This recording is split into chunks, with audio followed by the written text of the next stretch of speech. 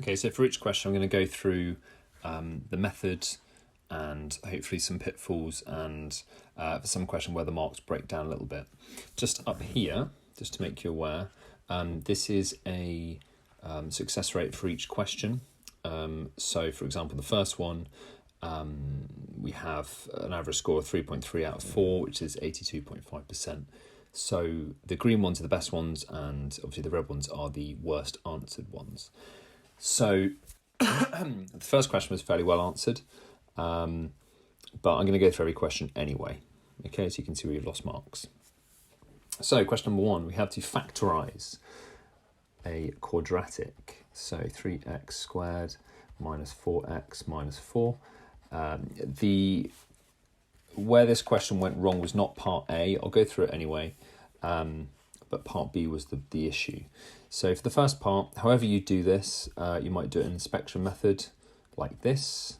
You write a box and try and work out what goes where. In this case, one of those has got to be 3x. Let's make it that one. One's got to be x. We're going to have minus 2 times 2 or minus 1 times 4. So I think minus 4. So you can just work it out. This one's minus 2. This one's 2. Therefore, it's minus 6x and 2x. And that works. And that gives us 3x plus 2 and x minus 2 as our factors. Or you can do it by timesing 3 by minus 4, which gives us this sort of target number of minus 12. Two numbers which times together to make minus 12, but add to make minus 4. Well, that's going to be minus 6 and positive 2. So following through this method, minus 6x plus 2x minus 4, group factorize.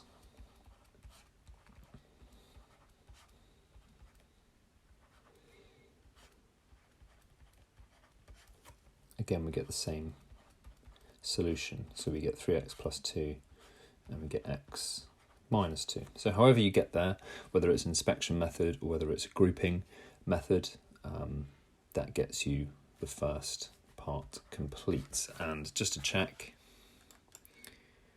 yeah, there are 2 marks available for that first question.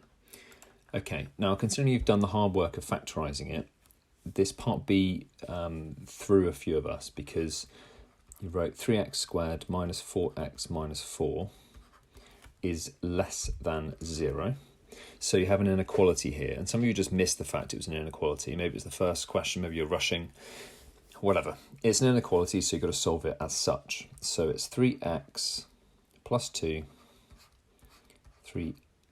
x minus 2, and that is less than 0. So what I do in this case is I draw a graph. Okay, so I'm going to find the points I need. I know that on my graph, the important points I have are going to be x equals minus 2/3 and x equals 2. I also have minus 4 as an important point. So I have minus 4 here, positive 2,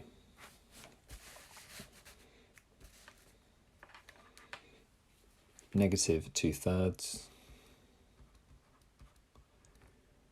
And so my graph is going to do something like this. Okay, and I know that I want to know when my graph is less than 0. So when it's less than 0, it's below this line. Okay, that's our less than 0. That's our greater than 0. This is our equals 0. So it's not up here, it's got to be below. Therefore, the values we're looking at are in between these two, because that gives us this line here. Okay, so our x is going to be bigger than minus 2/3, and it's going to be smaller than 2. Now you can write it like this, that's fine, or you can write it as this.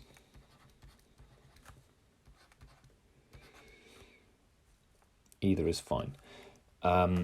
Now, just checking the mark scheme, they've given theirs as a single inequality, which is fine. But you get your first mark for finding those critical values here.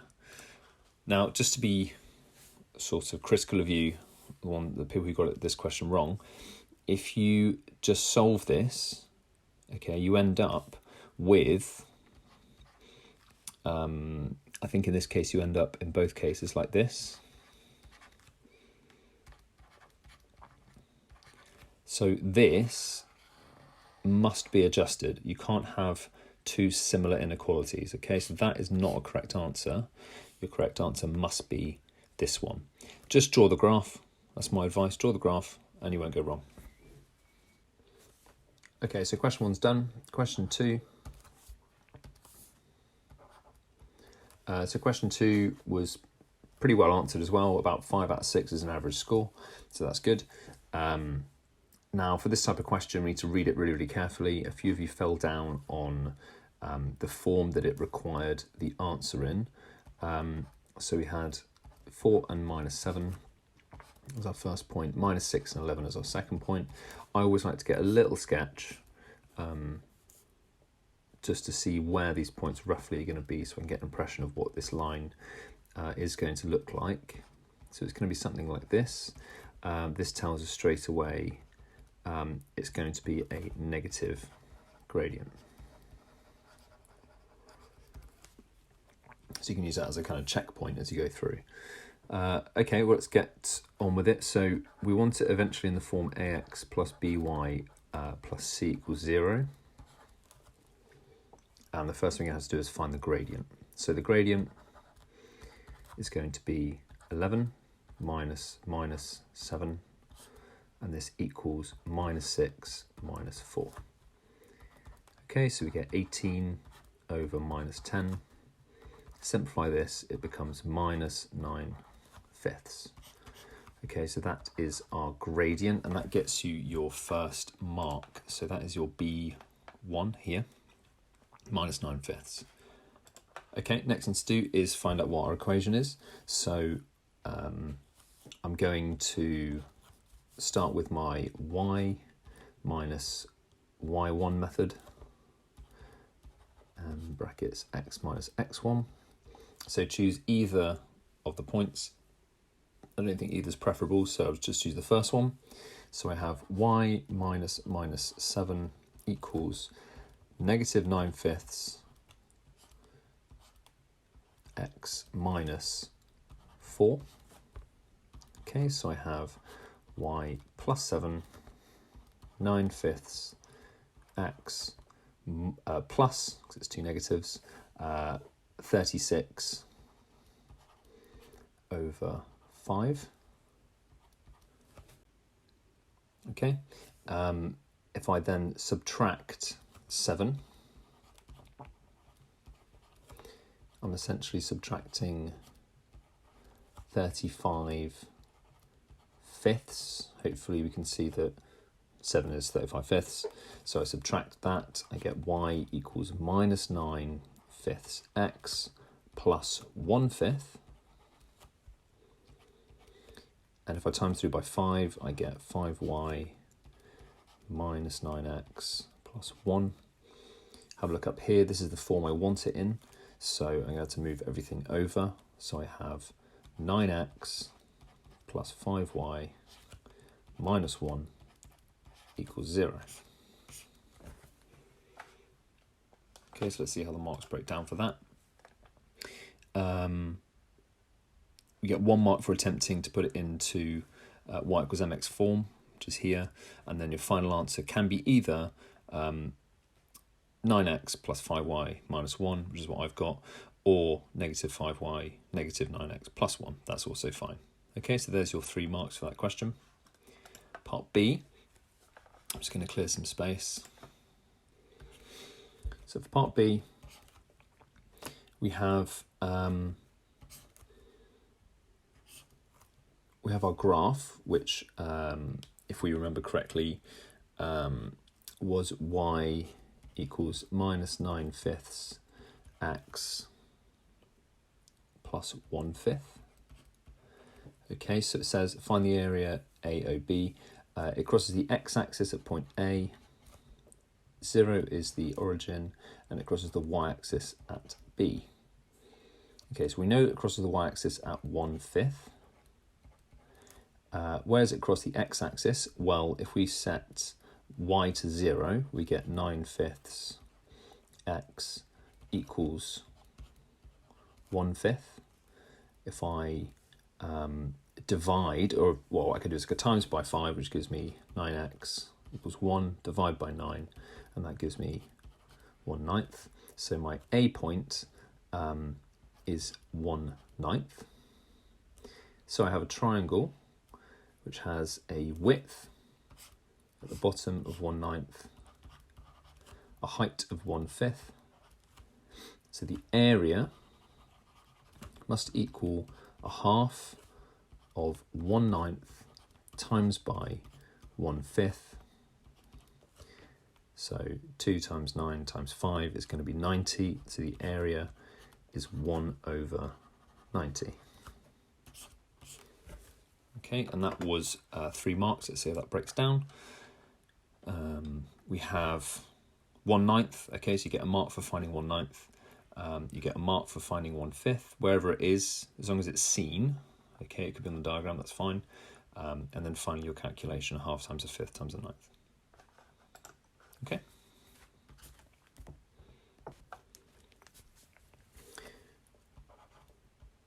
Question 3. So we have a trig equation, and the first thing that we need to pay attention to is that we're going to solve this. This is a solve question, and the range we're going to solve in is 0. So more than or equal than 0 is theta, which is less than or equal to 180. Okay, so the most important thing here is there's going to be no negative solutions. Okay, that's really important that you keep that in mind. And then from this point on, we just need to solve it using a trig identity. So 4/3 sine 3 theta plus 20 equals 4 cos 3 theta plus 20.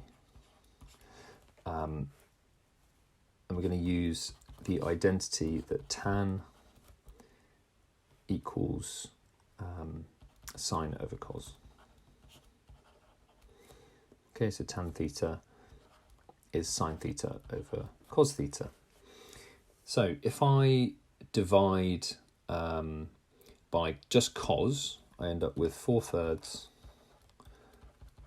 sine 3 theta plus 20 over cos 3 theta plus 20.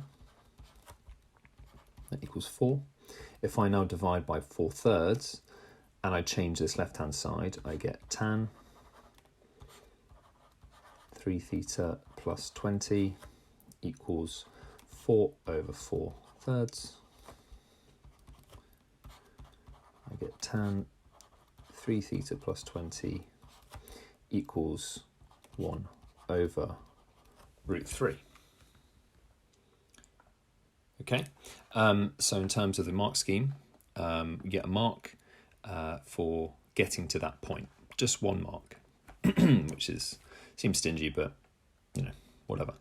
Okay, so that's the first mark there. For using the inverse tangent, okay, is our next thing. So before we do that, what I like to think about with this type of question is, can I draw a quick graph, which is going to help me? So considering I have no negative, I can start from just the positive onwards. I know that this is going to be squashed down by 3, so it's going to happen 3 times in the normal interval. So what I'm going to do to counter that is I'm going to go 360, 720, and 1080 here, okay? And just remember what tan does. So tan has a kind of asymptote at 90 and 270, so it goes up like this.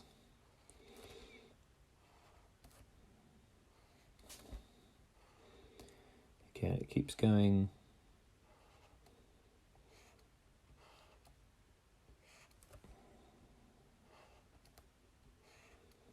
Okay, so that's it in between 0 and 1080.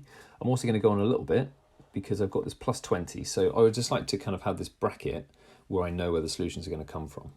Okay, so I'll find the solutions and then I'll draw it back. Now to do this, to solve it, I'm going to say that tan alpha, I'll call it something else, equals 1 over root 3. And I'm going to solve for alpha in this range. Okay, so if I do that, I get that alpha equals 30, 210, 390, tan's easy, you just keep adding 180, 570, etc, etc, etc. Essentially, I'm going to be dividing this by 3 and I want to stay within the 180 range. So I could do more, but I don't need them. Okay, so these are my alpha values. All I need to do is say, right, well, alpha equals 3 theta plus 20. So 3 theta plus 20 equals 30, 210, 390, etc, etc. And I need to solve for theta. So I'm going to take away 20 and divide by 3. So therefore theta is going to equal 10.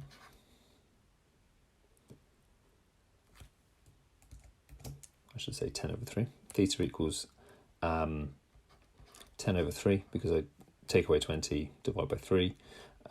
It equals 190 over 3. It equals 300 and, can I do math, 70 over 3. And it's going to equal 550 over 3, dot, dot, dot, dot, dot. Okay, well, which ones of these are actually valid? Well, 10 over 3 is 3.3.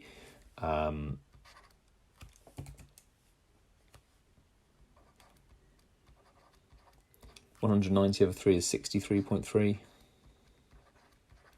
370 over 3 is 123.3. 550 over 3, I think, goes out of our range. Let's have a look.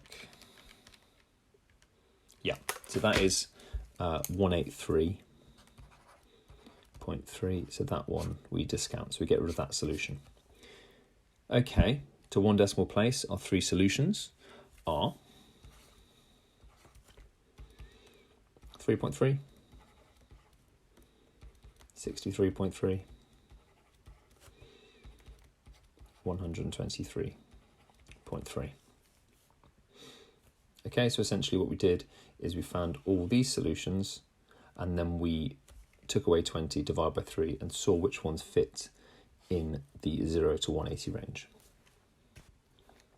Just on that last question, in terms of mark breakdown, if you have solved it and you have the solutions, the alpha solutions, that gets you your 3rd mark. Your 2nd mark comes from using inverse tangents, so 10 to the minus 1.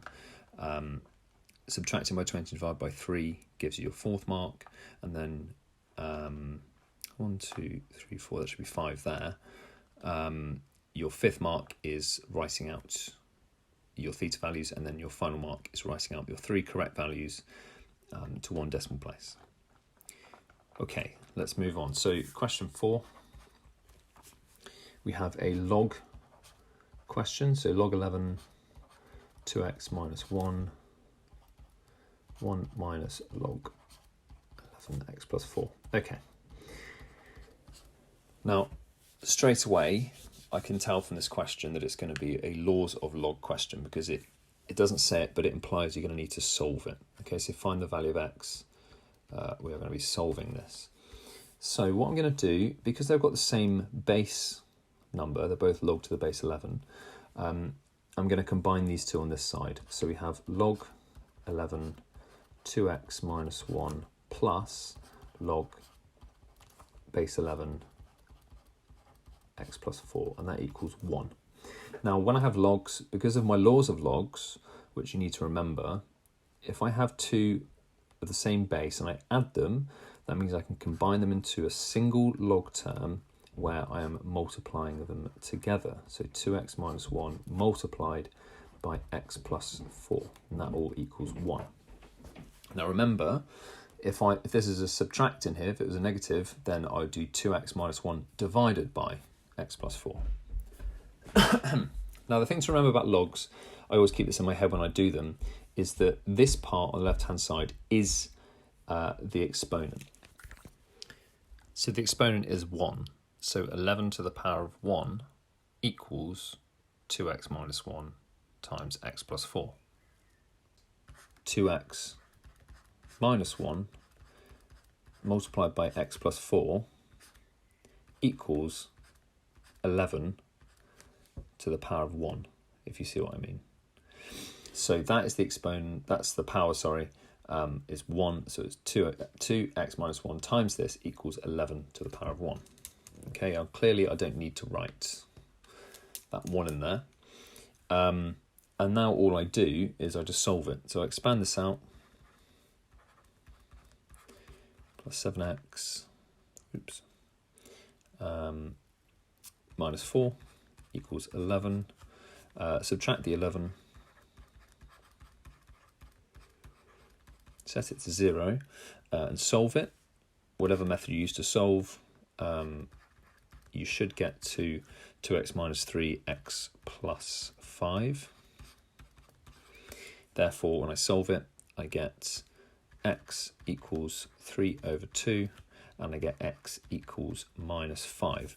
Now, this is where you need to be really careful. You might feel, proud of yourself. You've got here, brilliant, well done, give yourself a pat on the back. But if you don't think about this at the end as an answer, you will lose a mark. Now, the question is, can I put these two values back into this equation and it work? Well, if you don't know, you have no idea, just try it. 3 over 2 or 1.5 will work.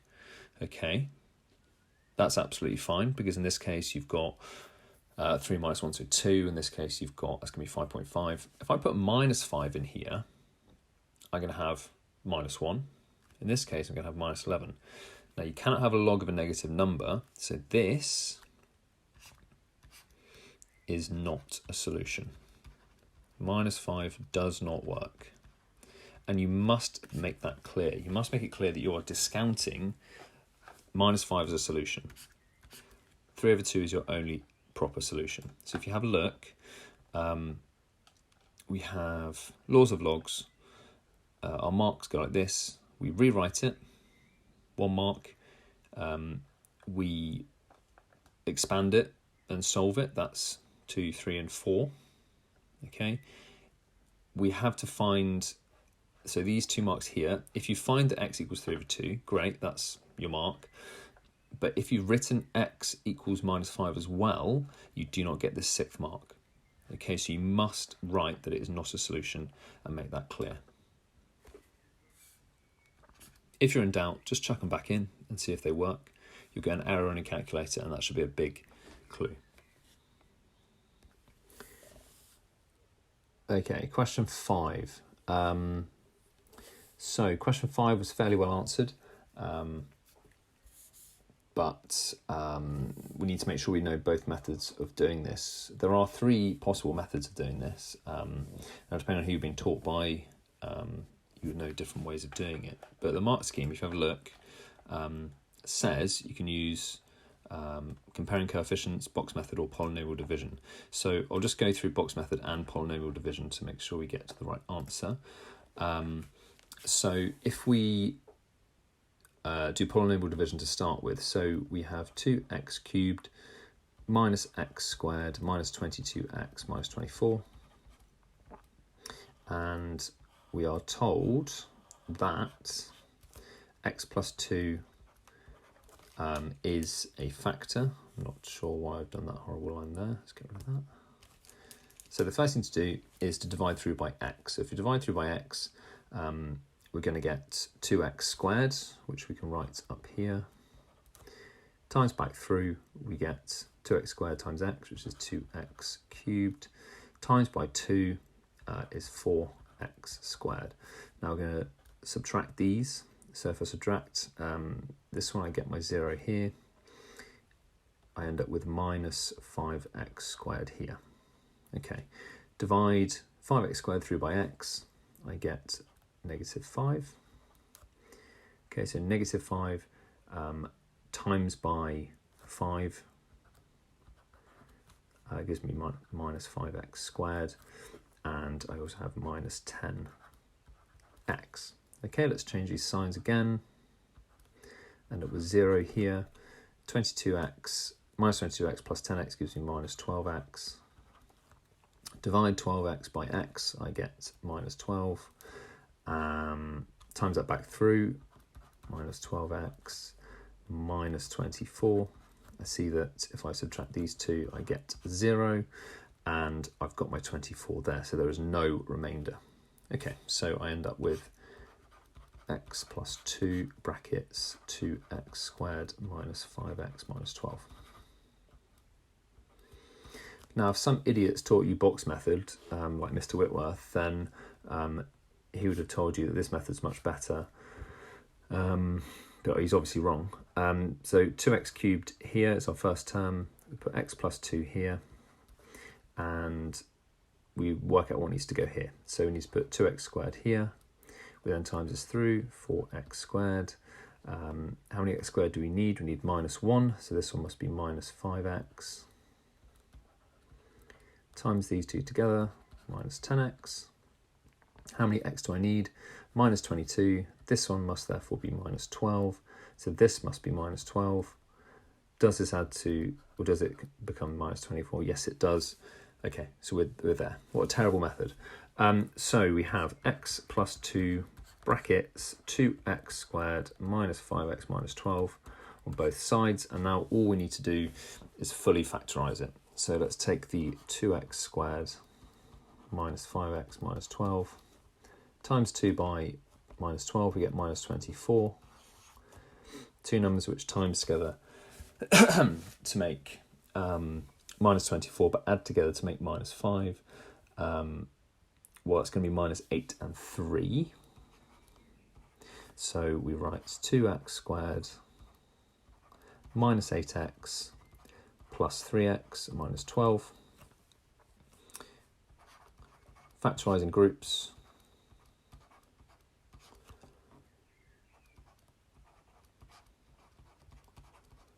I end up with 2x plus 3 and x minus 4. And then all I do is I tack on the first factor I was given, which was x plus 2, and I have my answer. Okay, so you get your first mark for attempting to factorise. Getting the correct factorisation gets you a second mark, and then thirdly, breaking up that quadratic into your two linear factors gets you that third mark. Okay, so on to question 6. This one was very well answered. I'll go through it anyway. The average score was 2.5 out of 3. So some of you did not get this one right. We have 2 over root 12 minus root 8. Kind of a bit of decision making for me on this one, whether I should simplify these surds or not. I decided not to simplify them. Obviously, root 12 will become 2 root 3, and root 8 becomes 2 root 2. I decided not to simplify them. I'll do that later. So we want to write it in the form root a plus root b. Now we need to rationalise this denominator. So we're going to multiply the top and the bottom by root 12 plus root 8, because that's the conjugate.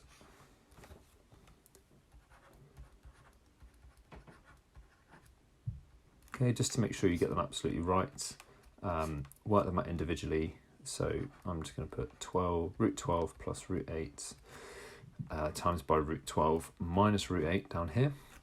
It gives me 12 and minus 8. Now, these two will cancel. Okay, so root 12 times root 8 plus root 12 times minus root 8, those will cancel. I don't need to bother working them out, there's no point. The bottom of this gives me 12 minus 8, so the denominator becomes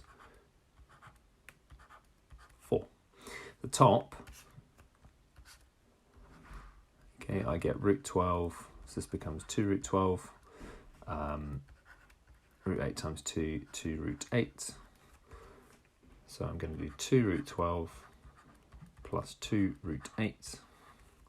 Now I'm going to simplify these roots. So 2 root 12, because root 12 is 2 root 3, this becomes 4 root 3, and 2 root 8 is 2 times 2 root 2, so that becomes 4 root 2.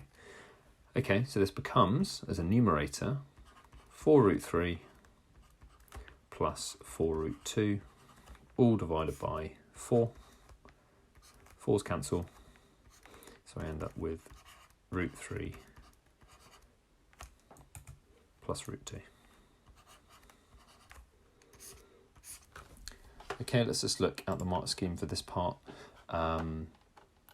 Writing the complex conjugate, what am I about? Writing the conjugate and multiplying it gives you first mark.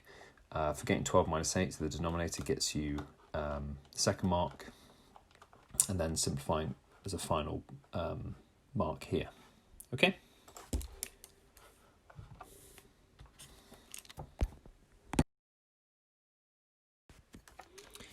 Okay, so question 7 was another fairly well answered question, an average of 4.6 out of 6, 77% success rate, that's pretty good. So it's all based around this equation of 100 e to the 0.4t. The first question is asking you to estimate the number of bacteria after 7 hours. So all we need to do is put 7 into our equation. It seems quite simple, but there's a little, you can get tripped up by this question. If I just put this into my calculator and write the answer, it gives me 1644.46 ... You cannot give that as your final answer. You must give it as an integer. So you can either give it as 1644 or 1640. Mark scheme says quite clearly it must be an integer answer. It cannot be a non-integeric, never knew that was a word, final answer. Okay, so 2 marks for writing one of these two. It cannot just be 1644 with decimals afterwards. Okay, part B, interpret the meaning of the constant 100. Well, the constant 100, you don't need to do much working for this, but just to show you, we know that e to the 0 gives us 1. So if no time has passed, I have 100 times by 1, and that gives me 100. So 100 must therefore be the starting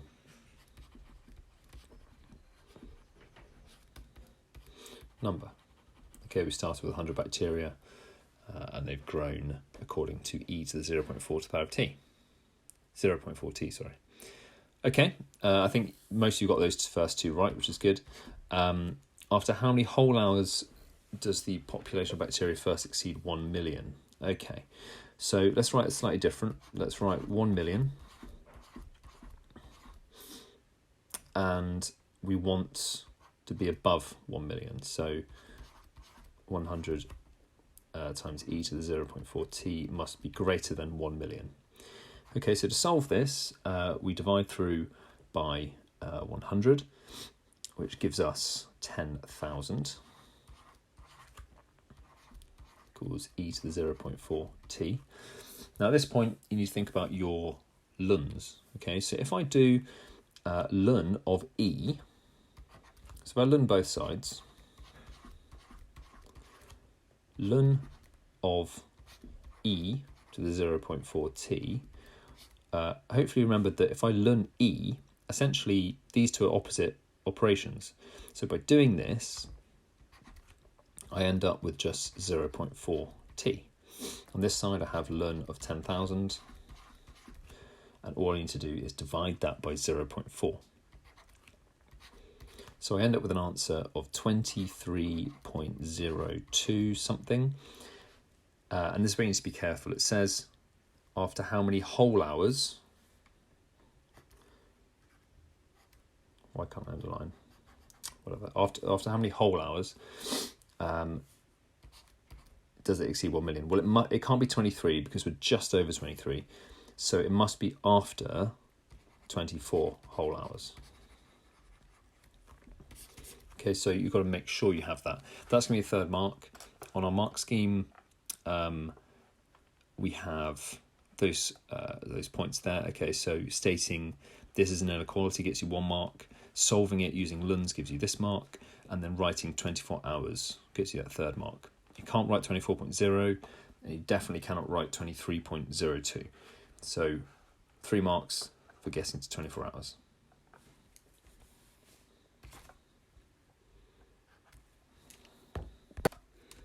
Okay, so question 8. This was the worst answered question on the paper, average of 3.5 marks out of 7, so only 50% on average was completed. I think this is mainly down to the complexity of the calculus. It just gets a little bit complicated, and you have to be really, really careful as you go through. So we start off with a line mx minus y minus 2 equals 0. So that's a straight line. And we have the equation of a circle, which is x squared plus 6x plus y squared minus 8y. And this equals 4. Now we are asked to form a quadratic, consider discriminant, and then find the 2 values of m. So there's quite a lot to do, but the first thing I would do is kind of reduce this circle formula down. So we know that for a circle formula it's going to be 2 kind of completed squares. Okay, so x plus 3 all squared minus 9, and we'll also have y minus 4 all squared,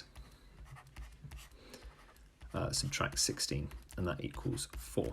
Okay, so the first thing we can do is we can combine these and simplify a bit. So we have x plus 3 all squared plus y minus 4 all squared.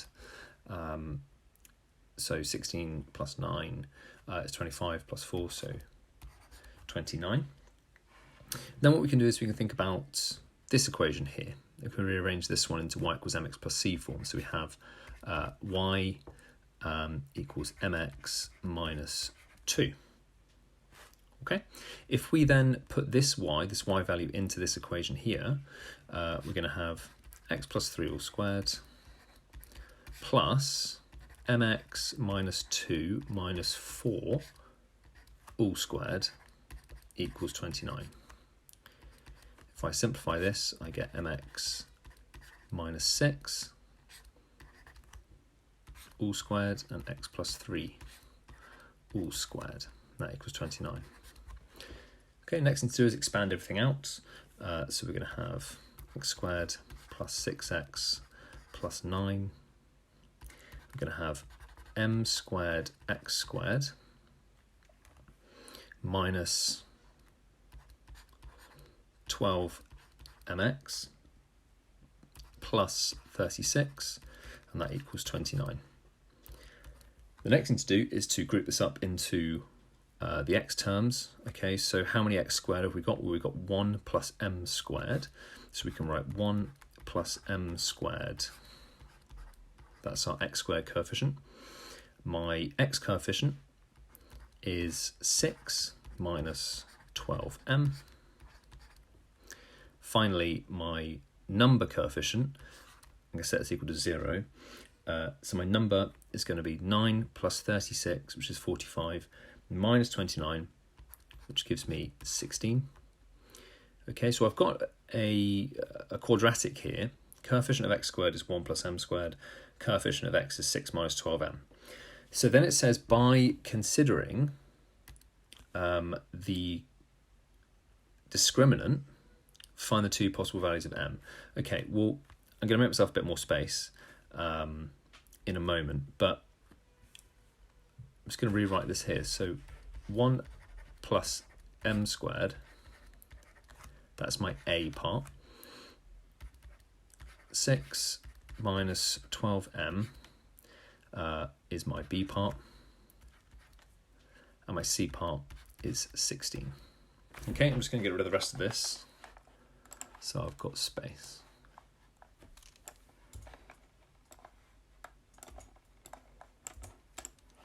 Okay, so the thing to remember is that my discriminant, which is b squared minus 4ac, I've been told it's got, it just touches the circle, okay?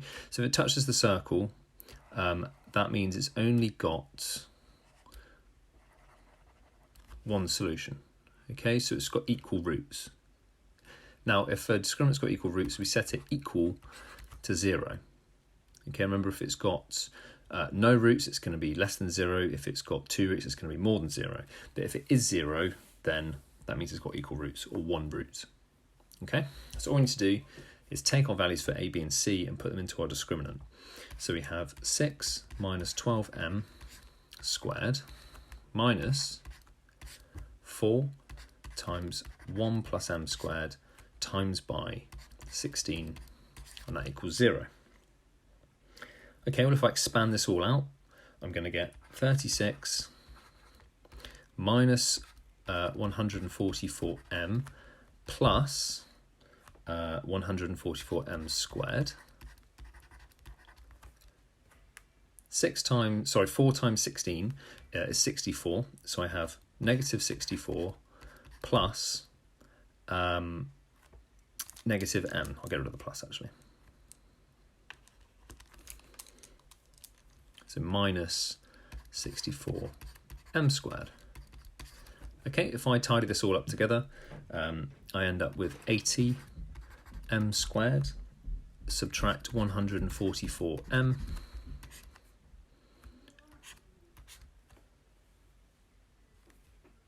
(36 minus 64 is negative 28. Okay, so I've got a quadratic, 80m squared minus 144m minus 28. I'll just simplify this quickly. So divide by 4, we get 20m squared, subtract 36m, minus 7. Okay, if we solve this, now you can use your calculator to solve it, but whatever method you use, you could use complete square, you could use quadratic formula, whatever, you're going to end up with a solution, or solutions I should say, m equals 9 plus or minus 2 root 29 all over 10. Okay, so whatever method you use, leave it in third form and you get to your answer. Okay, in terms of the mark breakdown for that whole question, it's a big one. Okay, so we have 1 mark for rearranging y equals mx plus 2, substituting and gets you a second mark, turning it into an equation, third mark, using the discriminant, fourth mark, rearrangement, eventually getting to the final one gets you your 7 marks. Okay, question 9 was slightly better answered than question 8, but not by an awful lot. I know that vectors perhaps are a fairly new concept in this form, but let's see how we get on. So for the first part, most of us answer this pretty well. If we want to go from A to B in vectors, if I want to go from A to B, I must do B minus A. Okay, you kind of work backwards. The reason for this, if I have two vectors A and B on a grid like this, and I want to go from A to B, I need to take the longest vector, which is B, and take away A, and that gives me this vector here. Okay, hopefully that makes a little bit of sense. So you do this one, take away this one. If you did it the other way around, it wouldn't make any sense. Okay, you get something very strange going on. So we do B minus A. Okay, so A has a vector of 4i plus 7j. And the vector B is 10i plus qj. Okay, so this is A, this is B, so I do B minus A, so it's going to be 10. So 10i minus 4i, and it's going to be qj minus 7j. Okay, so this gives me 6i plus, in brackets, q minus 7j. Okay, so that's your first answer. You could have done that in column form as well if you wanted. It would have been 10 minus 4 like this, and q minus 7, which gives you an answer of 6 and q minus 7. That's acceptable. Okay, column form's fine. I and J form is also fine. Okay, so for part B, we want the modulus of AB. That means the length of the line. So we need to do the square root of 6 squared plus q minus 7 all squared, and that equals 2 root 13. If to start with I square both sides, I end up with 6 squared brackets q minus 7 all squared equals 52. If I keep this bit in the bracket to start with, it makes my life a bit easier. It's a bit more like a completed square question. So I have q minus 7 squared, 36 and 52. So if I subtract 36 from 52, I end up with 16. So q minus 7 squared equals 16. I'll just go up here. That means I have q minus 7 equals plus or minus 4. Square root both sides. So I end up with q equals plus or minus 4 plus 7. So either my answer is minus 4 plus 7, which is 3, or it's plus 4 plus 7, which is 11. Okay, so it's either, let's put this a bit further down. So it's either 3 or it's 11. Okay, and it wants you to give both of them. Okay, so showing detailed reasoning. Well, this is enough reasoning here. We know that the length equals sort of the, well, you need to use Pythagoras for it, but let's look at the mark scheme. So the mark scheme shows us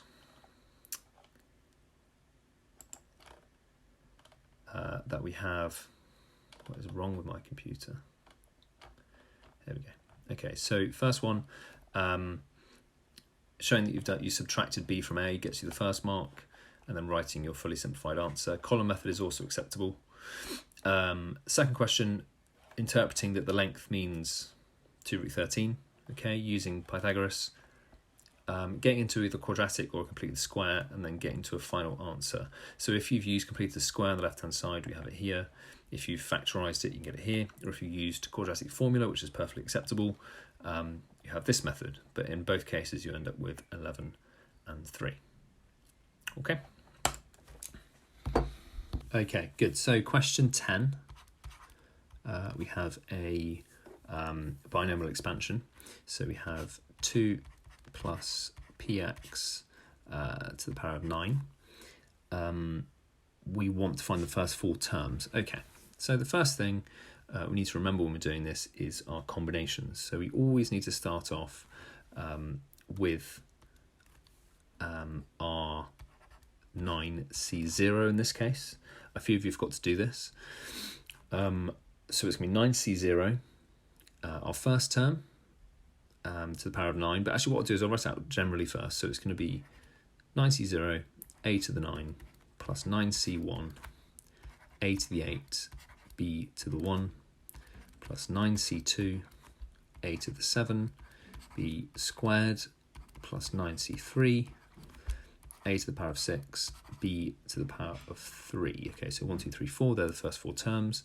Let's fill in what we know. So 9c0 is going to be 2 to the power of 9, 9c1 times 2 to the power of 8, and times px to the power of 1. The next term, 9c2, 2 to the power of 7, px all to the power of 2. Remember to put it in brackets. It's not just the x that's squared, it's the p that's squared as well. 9c3, 2 to the power of 6, px cubed. Okay, let's fill in some more then. So if you bung these into your calculator, you find the values for them. And so what we should get is we have 512 as our first term. Our next term is 9 times by 256 times by px. The third term is 36 times by 128 times by p squared x squared. And our fourth term is 84 times by 64 times by p cubed x cubed. Okay, let's sort it out even further. So 512 stays as our first term. 9 times 256 is 2304 px. 36 times 128 is 4608 p squared x squared. Finally, 84 times 64 is 5376 p cubed x cubed. Okay, so this is your final answer for that expansion. Make sure that your coefficients are correct and that your p and x powers are correct. Okay, a common mistake is to write px squared and px cubed and forget to do the p as well. So make sure you do that. Some of you just forgot to do the combinations at the start.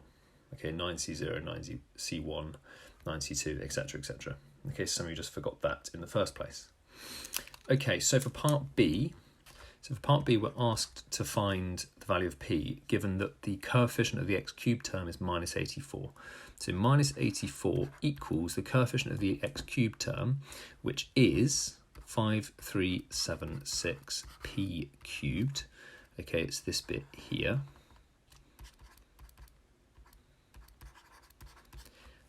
So first thing you do, divide 84 by 5376, and that gives you minus 1 over 64.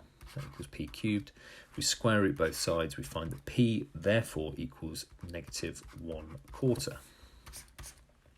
Okay, so there's your 2 marks for B part 1. B part 2, all we need to do is substitute this value that we know back into these first two. So we need to do 2304p, which is going to equal 2304 multiplied by minus 1/4. And that gives me minus 576.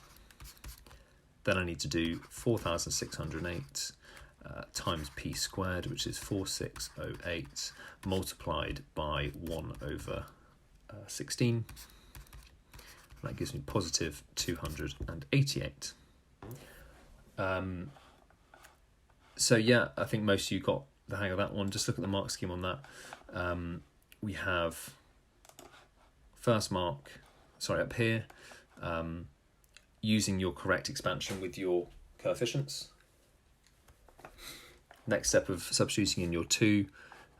Finally, third mark for timesing through, getting your p powers and your x powers correct, and then showing a fully simplified answer here.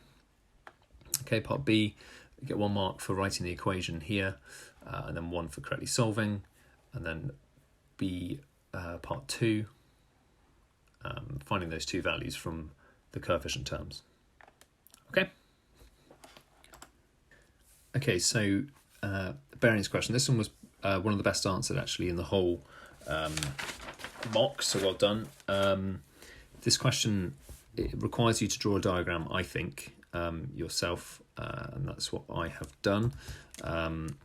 So I have 7 kilometers here, 15 kilometers here. These are my 2 north arrows.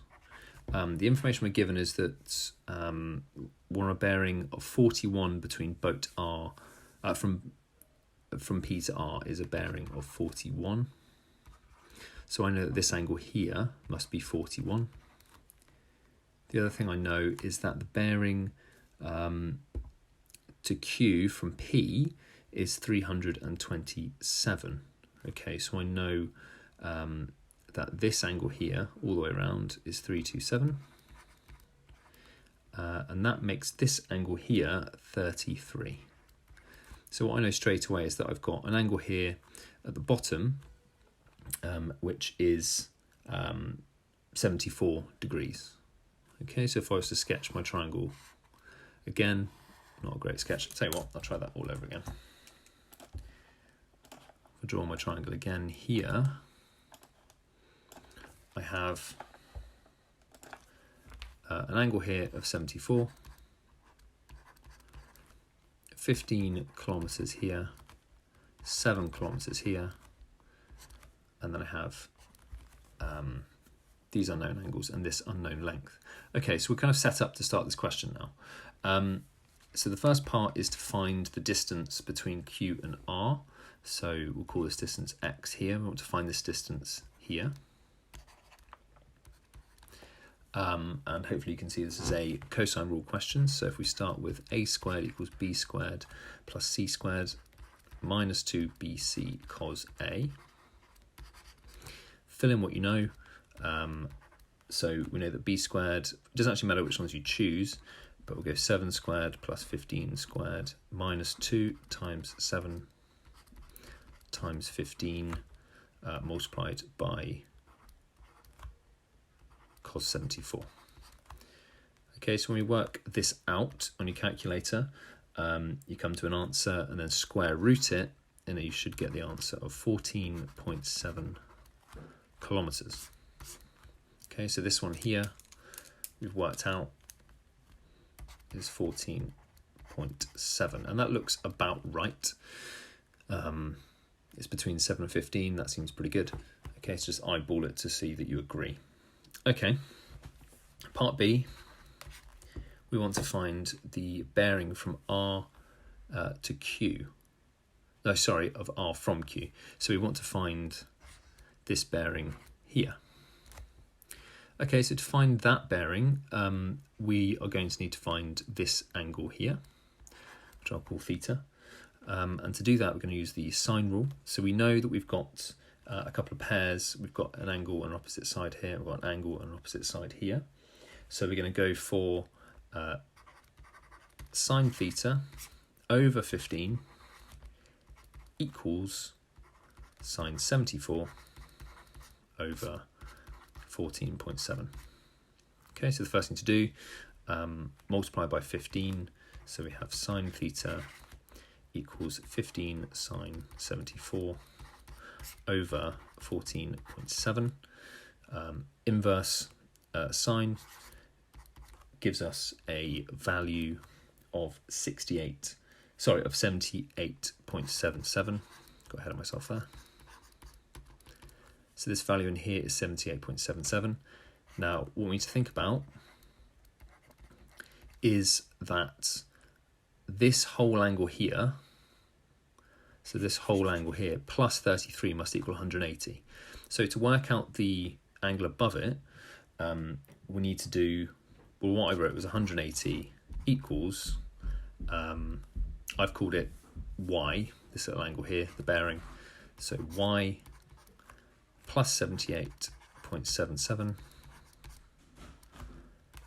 plus 33.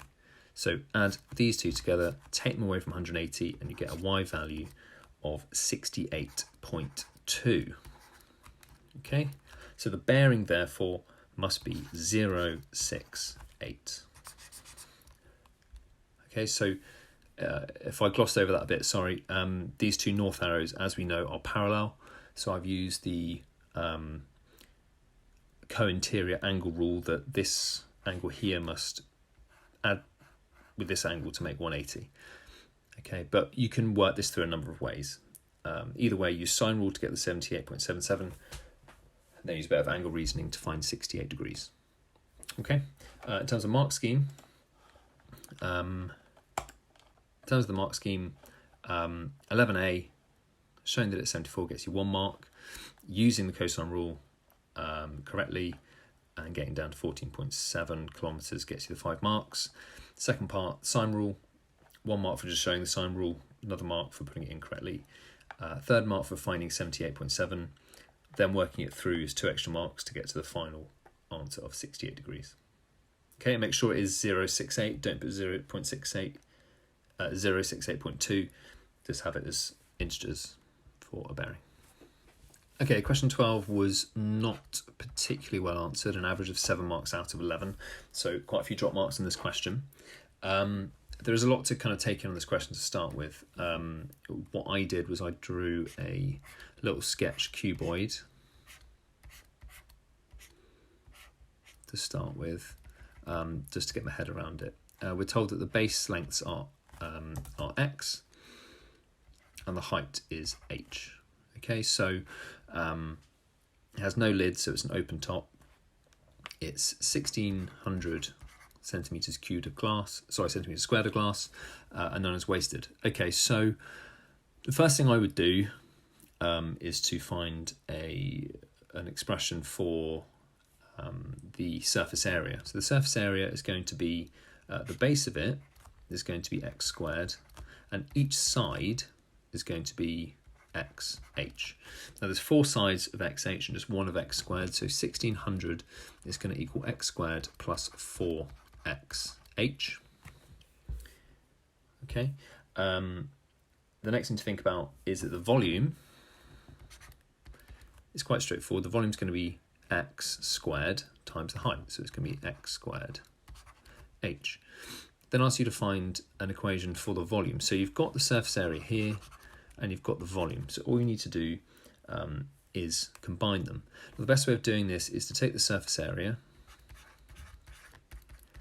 and rearrange it for h. In fact, it actually gives you this as a clue. It says, by forming an expression for h, show the volume as this. So we're going to do 1600 subtract x squared divided by 4x, and that gives me h on its own. Put that h back into the volume equation. I have x squared multiplied by 1600 minus x squared over 4x. Let's work this through. We have 1600 x squared minus x to the power of 4, all divided by 4x. Okay, so we can do this individually.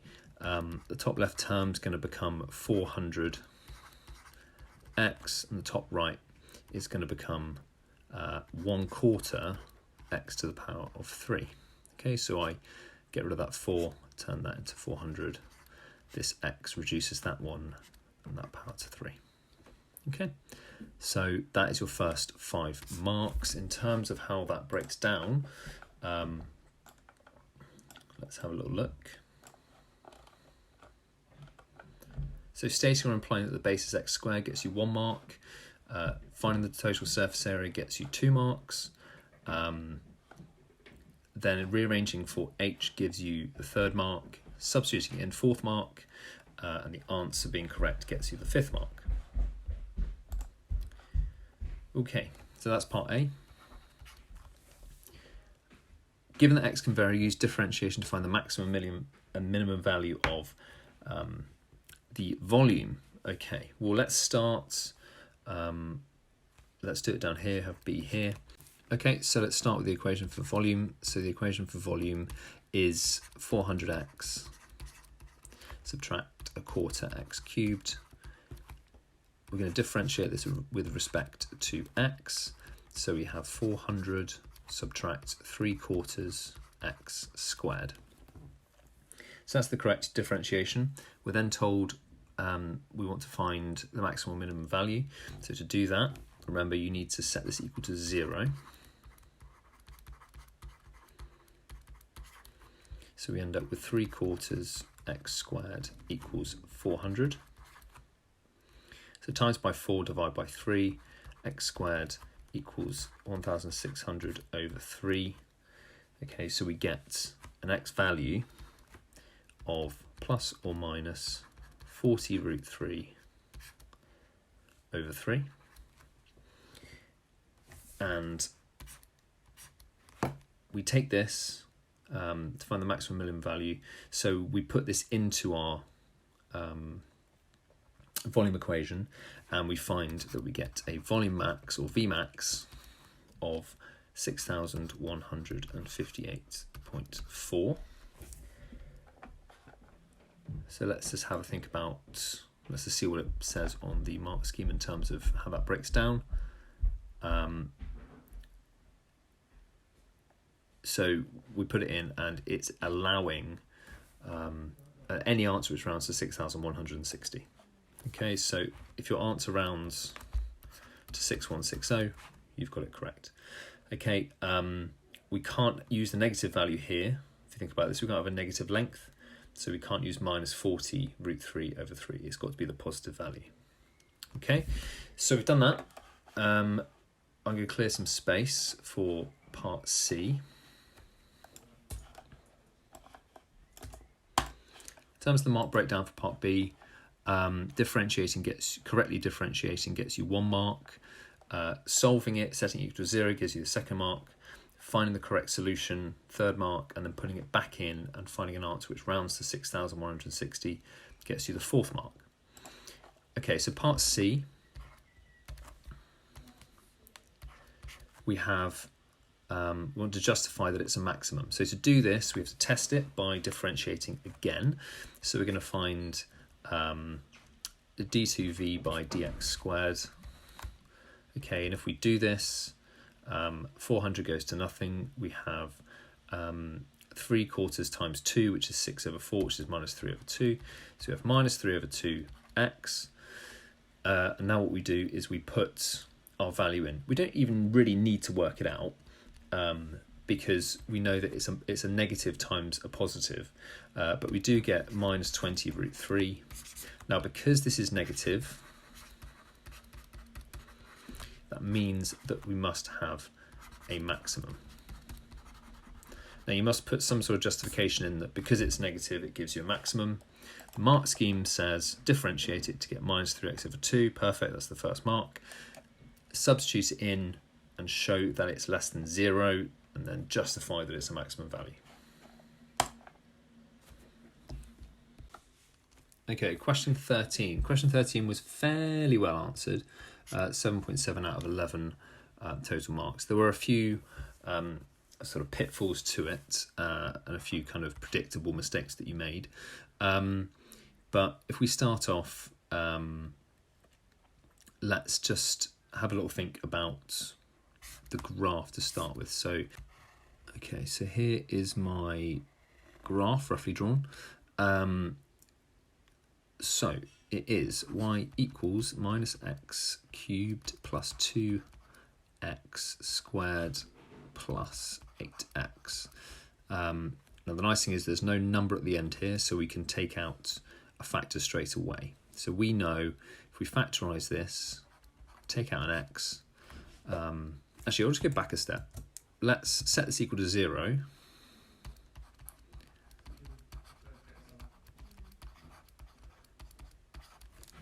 So we have x cubed, I'm just going to change the signs, minus 2x squared minus 8x equals 0. Factorize an x out, that gives you x squared minus 2x minus 8. That makes sense because it goes through the origin. Here's our first root. Then all we need to do is factorize the rest. It's not a difficult factorization. We get x minus 4 and x plus 2. Okay, so fully factorized, it looks like this. Therefore, this point here is 4, and this point here is minus 2. Okay, so the coordinates of A and B, 4 and 2, we'll need to write them as coordinates. So you need to write 4, 0, and minus 2, 0. A lot of you lost marks there because you did not write coordinates. You must write coordinates. Okay, you can't just write the x values. So here it is. You must write the coordinates here. Okay, just the x values on their own will only get you 2 marks of the 3. Okay, first mark for rearranging, second mark for factorizing, third mark for writing them as coordinates. Okay, right, part B. 8 marks available for this, so there's quite a lot to do. I'm just going to get rid of this working here, and I'm going to change this to part B. Now, the thing that's really, really important with this type of question is that you don't try and do it all in one go. If you were to factorize between 4 and minus 2, what you're actually going to do is you're going to take this area and you're going to take away this area from it. So what you'll actually end up with as an answer is essentially that much. You end up with that, and you don't want that. Okay, that's wrong. So you don't want that. What you actually want to do is go between 4 and 0. So integrate between 4 and 0, and then add the integral between 0 and minus 2. Okay, this is super important. Okay, if you don't do this, you will not get the right answer. You can't just fiddle it through, it won't work. You have to do it this way. And just one more thing I'll add is this value here will come out negative, but you need to then make it positive.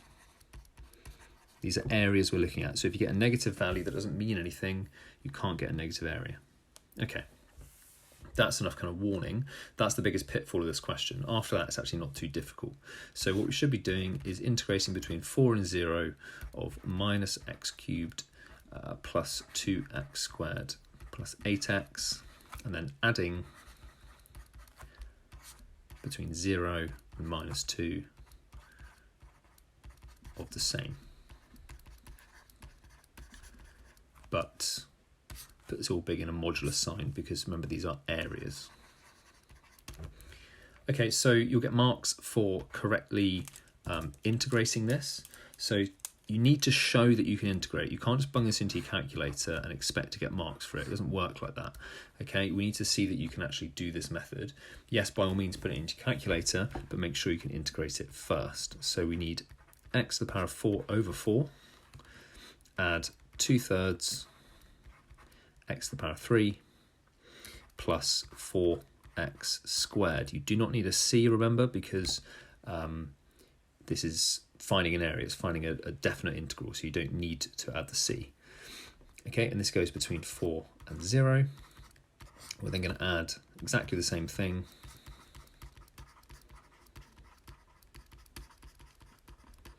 between 0 and minus 2. Okay, when I work this one out, when I put the values in, I get a value of 128 over 3. When I put the values into this one, I get minus 20 over 3, but we get rid of that negative because it's an area. Add them together, and we get 148 over 3. Okay, let's see how the marks break down. 13b. Okay, so for the correct integration, you get 2 marks. Substituting in the limits, we get 2 more marks. So we get 2 marks for each side, basically. And here's an important line. It says that we state that it's positive used because it's an area. We then find 128 over 3 for the bigger area, and together for 148. Those are your 8 marks broken down. Okay, last question. Question 14. Average of 9.4 out of 12 for this one, which wasn't too bad actually, considering it was the last question in the paper. So it's a functions question, and the first thing we need to do is to solve q of x equals 0. So a pretty straightforward start to this one. Have a look at it. What we can see straight away is it's not going to factorize nicely. We're going to have to use complete to the square. And it gives you that clue anyway. Here's a massive clue that's complete to the square. Okay, integer plus or minus coefficient root integer. Okay, we know we're going to have to use complete to the square. So we have x minus 5 all squared, subtract 25, subtract 20 equals 0. X minus 5 all squared equals positive 45. If I square root 45, I get plus or minus the square root of 45. I will simplify that in a second. Equals x minus 5. Okay, 45 inside is 9 times 5, so it's going to be 3 root 5. So plus or minus 3 root 5 plus 5. And you must state what a and b are. So a equals 5 and b equals 5 as well. Okay, so you must state that to get full marks in this question. If you have a look at the mark scheme, it does actually say this, okay? And actually, I'll take it back. You don't need to state it. And slash or. Okay, so whichever way you've written it, make sure that you you've made it clear. Okay, for the second part, we have our axes here. And what I'm going to do is I'm going to draw them both on. So we need to label on all the information that we've got. And the information we've got is that we have a negative gradient for p of x, and it goes through at 3. So I'm going to put 3 here, and I'm going to draw something like this. The other thing I need to know, or I need to draw, is that this point here, if we work it out really quickly, half x equals 3, x must equal 6. That point there is 6. Okay. Next thing, let's draw our quadratic on. Our quadratic we know must go through at negative 20. It goes through the x-axis at positive 3 root 5 plus 5, and it goes through the axis at negative 3 root 5 plus 5. Okay, we then draw our... That is terrible. Let's try that again. I actually think I need to go a little bit further this way for this point, yeah. Okay, so it actually comes down, here turns, and then goes back up. That is appalling, but that's actually fine. So make sure you've got your parabola drawn, your straight line drawn, and 1, 2, 3, 4, 5 points at which they cross axes. Okay, that gets you your 4 marks. So you need to make sure they are all there. Okay, let's find where these two graphs cross. So to find these intersection points, here and here, the good thing is we already know kind of roughly where they are, but we need to quite simply just set our equations equal to each other. So 3 minus a half x equals x squared minus 10x minus 20. So if I add on a half, so I have x squared, add a half is minus 9.5, which is the same as minus 19 over 2x. Subtract the 3, so minus 23, and that equals 0.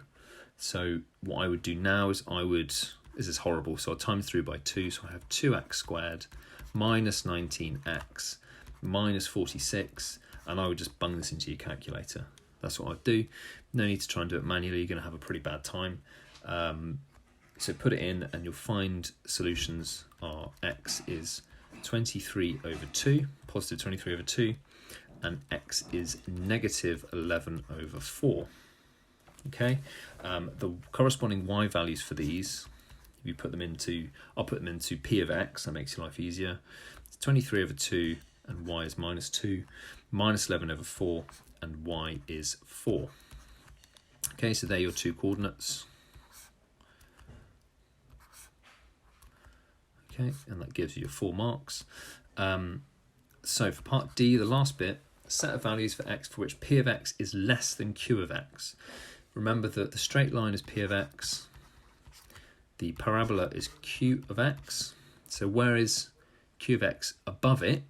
Well, it's above it from this point that way and from this point that way. So to write this as an inequality, I need to write that x is greater than 23 over 2, so x is greater than 23 over 2, and x is smaller than minus 11 over 4.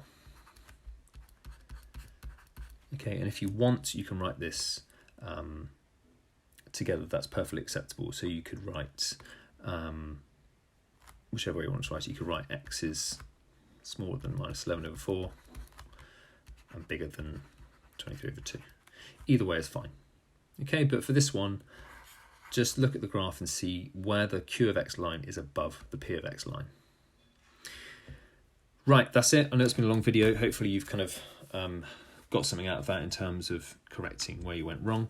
If there's any more questions, please do just ask me, or if you want me to go over anything else, do just let me know.